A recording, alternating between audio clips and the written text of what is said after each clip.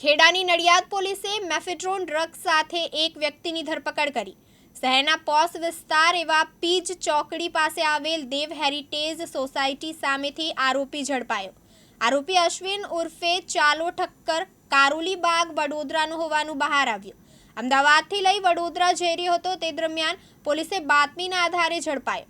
બાતમીના આધારે ઝડપાયેલ આરોપીની અંગ ઝડતી કરતા જીપવાળી કોથળીમાંથી 23.450 ગ્રામ મેફેડ્રોન ડ્રગ્સ મળી આવ્યું।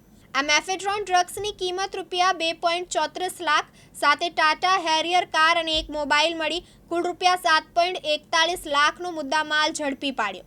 પોલીસ પૂછપરછમાં આરોપી ડ્રગ્સ મહેન્દ્ર બન્ના લાવ્યો હોવાની કબૂલાત કરી।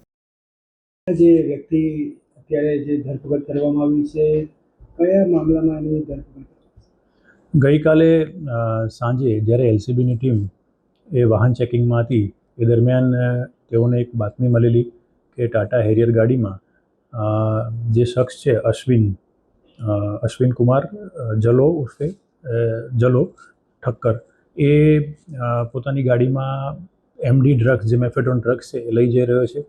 જેના આધારે વોચ ગોઠવી અને એ ગાડીની ઝડપી લેતા તેમાંથી 23.450 ગ્રામ એટલે 2.34 લાખ રૂપિયાનું એમડી ડ્રગ મળી આવ્યું હતું અને આ ટાટા હેરિયર ગાડી પણ આ બાબતે કબજે કરેલી છે।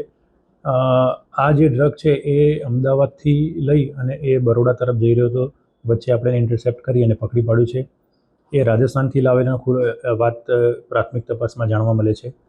અશ્વિન જે પકડાયો છે એની વાત કરું તો એ 2023માં પણ એનડીપીએસના ગુનામાં પકડાયેલો છે, જેમાં 2.5 મહિનાથી એ જામીન ઉપર છે।